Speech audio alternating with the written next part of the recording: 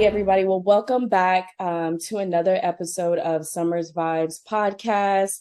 I thought that this episode was super important today, just because I feel like a lot of people are dealing with this. And I think one of the most important things is that there are a lot of things that we can do to really help us out professionally and personally in our life. And those, to me, those two things kind of intersect. So I have a very special guest on today that I'm very excited to introduce. Her name is Jasmine Escalera. And, she is a career coach for women of color, which is even better, really helping us learn how to take charge of our career, learning how to ask for more, and really actually getting it. So, Jasmine, welcome and thank you so much for joining today. Thank you so much for having me, Mary. I am so excited to chat with you. I know that we had a little pre-call a few weeks ago and the vibe and the energy was amazing. So I'm really excited to be here. No doubt, no doubt. I'm excited. So I want to hop into it. And the first where I kind of first want to start is, just tell us a little bit about you, some of the work that you do, and then we'll get into the nitty-gritty of the questions for sure. Absolutely. So I am, as you mentioned, a career coach for women of color. And what I really like to do is tackle career building from the perspective of both mindset work and strategy. Very often when it comes to our careers, we are very strategy focused. What steps do I have to take? What things do I need to do? But what I really recognized with myself as a Latina and with the clients that I coach as women of color, there's a lot of mindset stuff. So we have a lot of things that were passed down to us, a lot of beliefs about how we should act or engage in our career. As women, there are a lot of societal pressures around how we should act or engage in life. And there's just a lot of even cultural things that we are taught about money or, being assertive or speaking up for ourselves. And a lot of that really has to be discussed and tackled and broken down. And we have to build almost our own new thoughts and belief systems and patterns around how we want to engage within our careers in order to not just perform or come in as our most confident self, but to truly believe that and to then think about the strategy and the steps. So I like to approach career coaching from the perspective of who are you? What are those belief systems that you have? How do you want to present yourself in the workplace? What new ways do you need to think about yourself, your work, companies, organizations? And then also complement that with the strategic, tactful things we need to do to grow. So that's how I really like to approach coaching. I do a one-on-one coaching and I do group coaching. And it's just been really exciting and thrilling to support women in the ways that I feel like I didn't necessarily get supported in my career. Yeah. One of the things you said that kind of stuck out, and we were talking about this earlier, a couple of weeks ago, but it's that notion of, women having to work twice as hard, right? Because we're told that from a child, like you got to work twice as hard, like you can't make any Mhm. mistakes, and you almost like have to be perfect. And then on the top of us having to work twice as hard just to prove that we deserve to be in that room or we deserve that position, the other thing is like us always feeling like we have to come in dominant, we have to come in strong. Mhm. One of the things is, how do we handle that? How do we kind of necessarily start with that mindset? Do we have to work twice as hard? Isn't our work good enough for what we do right now? So I would love to hear your thoughts on that, surrounding that need to work twice as hard or that need to come in and be like that dominant figure in that role. Absolutely. And it's such an interesting concept to think about because in essence, the reality of this is yes, right? We know that racism, sexism, all of these isms do exist. And of course, that's going to make us come into these environments and feel like we have to work harder to prove ourselves or we have to do more in order to get the same benefits or same promotions or same money as someone else. Or potentially we may not even get there because we know the pay gap is so wide right now. And people getting into leadership positions as people of color, as people from marginalized communities is very low. So there's the reality perspective of it that really can make us feel like, well, I have to do this. I have to do more. I have to try harder. Do I think that that is the case?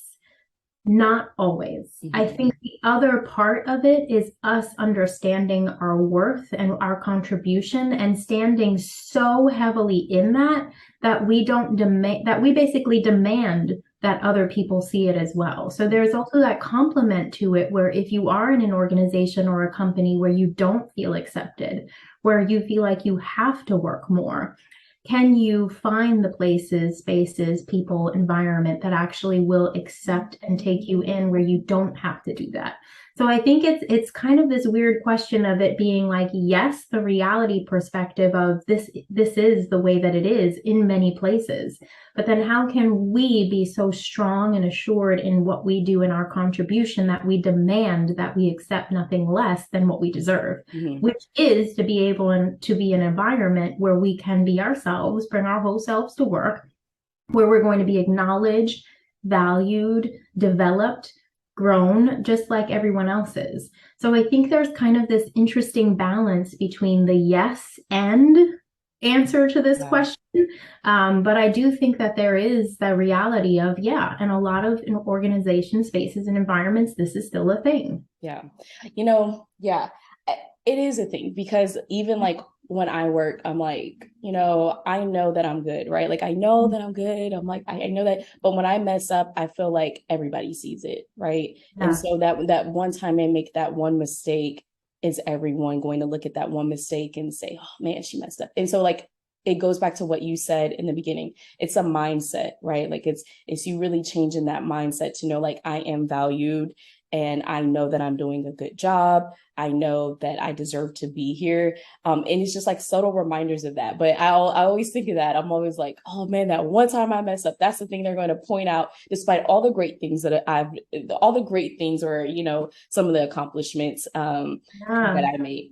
Yeah, and I think that it's interesting because we can have the mindset of damn, I messed up and people are going to point that out is different from the mindset of, damn, I messed up and people are going to point that out because I'm a Black woman, because I'm a Latina, because I'm, an Asian American. Like there's a difference between those two things. And so I definitely like to drill in with my clients on, okay, is it perfectionism or is it because you really are in an environment where people are targeting you as a woman of color? Because those are two different things. Those are two different mindsets. Those are two different actual occurrences. So everybody innately has doubts about themselves, fears about, how they're going to be judged or seen. But there's a difference between that and this is happening to me because of who I am. Yeah. Okay. Good point. So what I want to move to next is, we talk about like knowing your bargaining power. So understanding what your worth is. This ties into that notion of us working twice as hard. So, what exactly does that mean? And, how can we really use that to our advantage when we're engaging with, our leadership on maybe extra pay? Maybe you want some more vacation time. Maybe you want a promotion. How can we leverage those conversations? What are some things that we should be thinking about when we're talking bargaining power? And how important is that, I would say, even now in this climate, knowing that, the industry, the workplace has changed tremendously over the past 2 going on 3 years.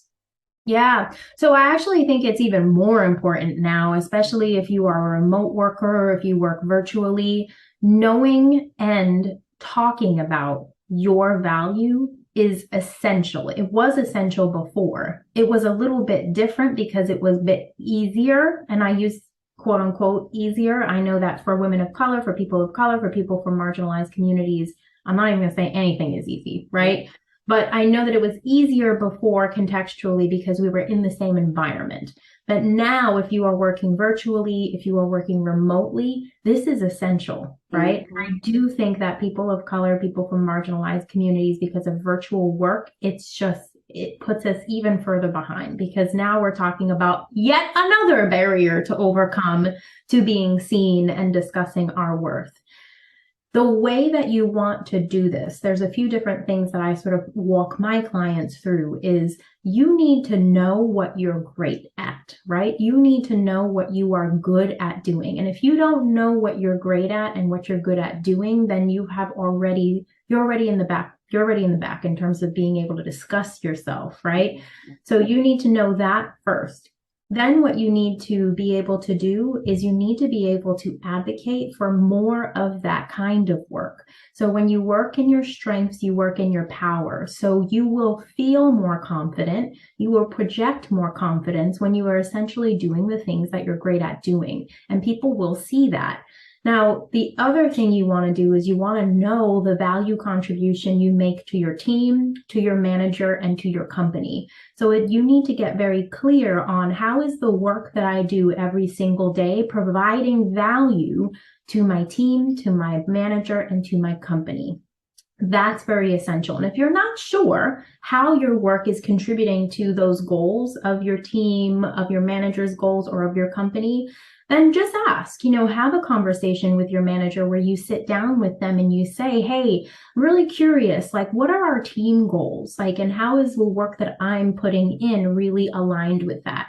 And you do want to make sure that the work that you're doing is really attached to some overall goal for these individuals, because it's essential that what you're doing is important. It's valued and it has value. And you always want to know that. Now, you also want to be having ongoing meetings with your manager and supervisor where you are talking about said value, where you are mentioning the things that you're doing, where you are talking about how the new work that you have contributes to the overall goal. So you always have perspective, but they always have perspective too. Because oftentimes what's happening is we think our manager knows what we're doing or knows our value, but they're just divvying out work because they just have stuff they need to do too. So we have to always be engaging in that conversation and in that flow. And one thing that I tell my clients to do, which is so essential and so valuable, is track your wins, track your accomplishments, and do this on a regular basis. There's a few different reasons why I have my clients do this. Many of my clients are dealing with things like imposter syndrome, self-doubt, but when you're constantly attaching to your value, your contribution, your wins, your accomplishments, it's a great way for you to see what you are doing on a week-to-week or month-to-month basis and be able to give yourself that pat on the back. But it also helps with these conversations you're having with other individuals about your value and your worth. It also helps you track those moments when you get to say, oh, damn, I did something really awesome. I should have a conversation with my boss about a bonus for this. Or look, my work has changed. I've taken on some new things. Maybe I've taken on a team member. I should have that conversation about getting a pay raise. So being very engaged with your wins and with what you're doing and your own value, how your work is contributing, can trigger so many new conversations about your professional growth, about your money, about promotions, and just in essence, just get you more on the radar of people, especially your boss and supervisor. It makes it so much easier to go into a conversation about money when you've already for the last 6 months been preparing them by telling them all the things that you've been doing or having these more high level conversations about your development. So it's essential that we really take ownership of that part and drive that piece forward. But it starts with knowing what those things are, knowing your own value, knowing your contribution, knowing your wins, knowing your strengths. Yeah. And really just, yeah. And then like, what's the impact of that? Like you said, following up and knowing the impact. What I want to get into next, because I feel like this is big. Like, I feel like this is big because I feel like this is where a lot of people struggle. Number one, like you said, like tracking those wins, articulating that to your manager, and understanding, the value that you bring. So when that time does come for you to have that conversation about salary increase, whether that's mid-year, end of year, well, whatever time that you feel like it's appropriate. So, before talking to you, just looking up, some statistics, right? So Mhm. we know that there is a wage pay gap, like highly aware of that between Black women and also Latino women. Like we know that. Mhm. So one of the things that I was just kind of reading, from national from the national partnership, it says so this is like half of the states. So it says out of the 25 states with the largest population of Black women in the workforce working full time, the pay ranged from 48 cents to 68 cents for every dollar paid to the white man. For Latina women, they were compensated 57% of what white men were paid in 2020. So basically, they were saying that it took almost an entire year of full time work to be paid the average Yeah, earnings. So I just think that, but that's all of us. And one of the things that kind of stuck out to me, that I thought was very interesting was I'm only bringing this up because my mom and her family is from Mississippi, but like Mississippi was actually black women, and got paid more in Mississippi than they did in Texas, which I thought was really interesting that because I'm actually is like, really interesting. that is Yeah. the poorest state in the country.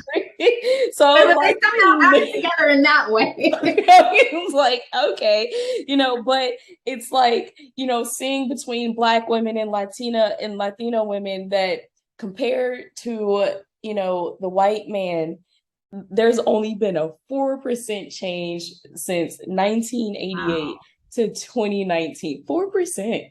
Yeah, Isn't that insane? wild. It's It's wild. wild. So I'm like, how do you reckon with that? Like when we're talking and even in the beginning stages, like when we're negotiating salary, I'm like, I gotta start thinking of that now. Like, Absolutely. Yeah, it's adding the tax. yeah. Absolutely. Absolutely. So I remember just sharing a personal story, and then I will absolutely give all of the tips that I can here because it's so incredibly important.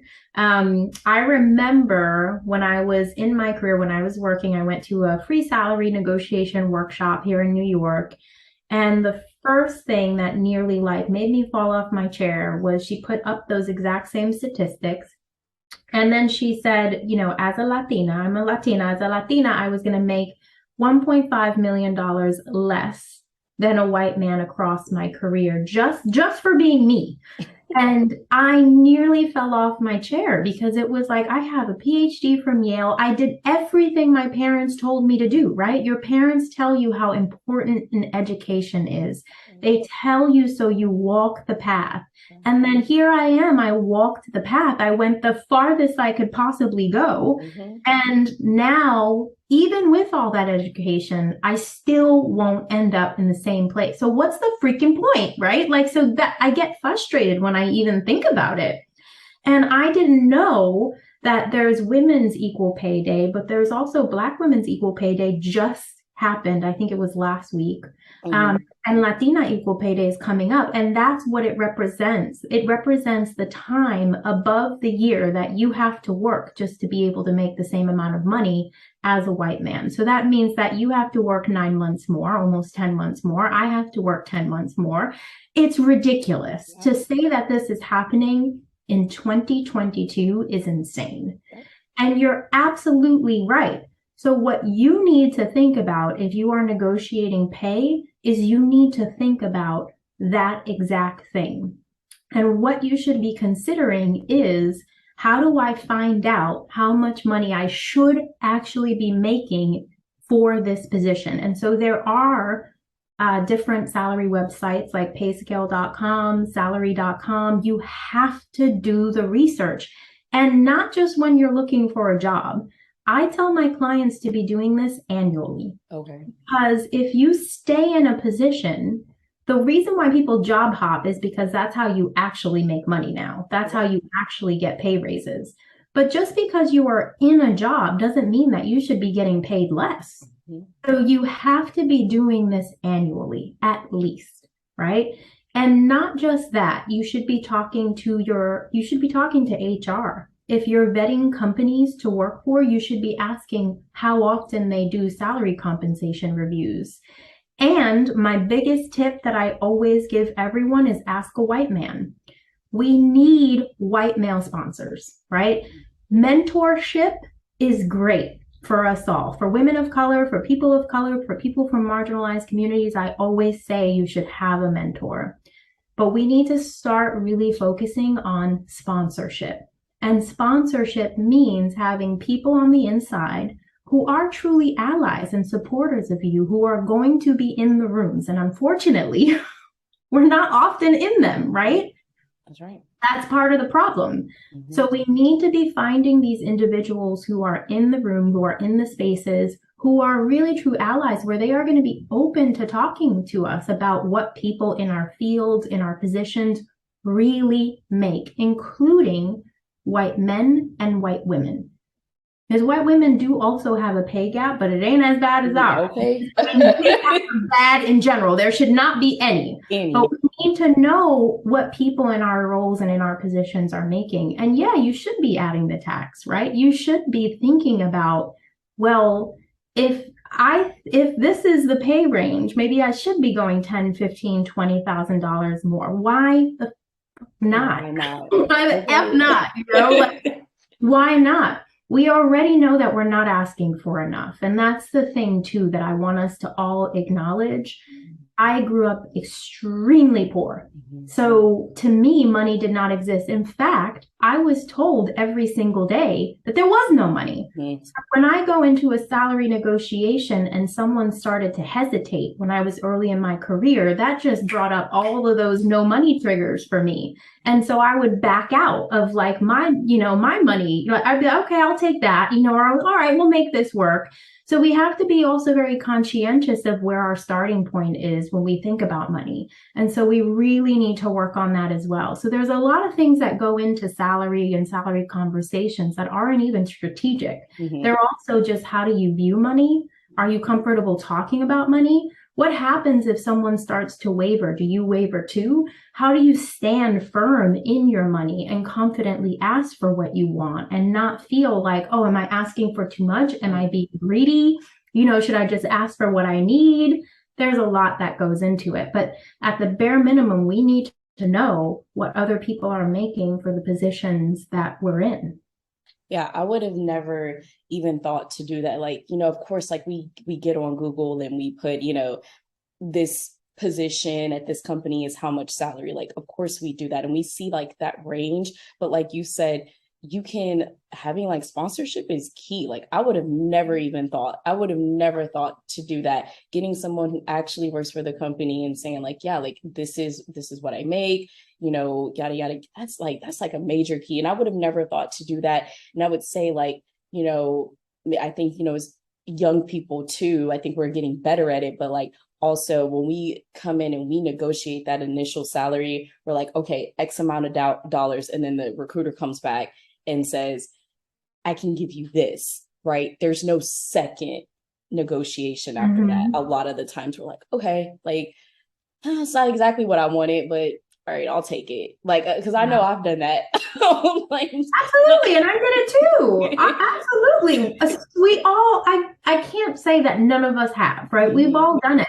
And there's no shame or shade. It's just, I think for me, having done that before, it was truly because of my own feelings of safety and security around money and really needing that safety and security because of how I grew up. So even just understanding like how you waver when it comes to a salary negotiation can be really helpful, because one of the biggest things I had to do for myself was I had to get comfortable saying numbers out of my mouth that I didn't even think I could make. Oh, yeah. Because no one in my family did. Yeah. It was only up until, I helped my mom with her taxes 3 years ago, and I nearly broke down in tears because I was like, wow, my mom makes that little, like it crushed my soul.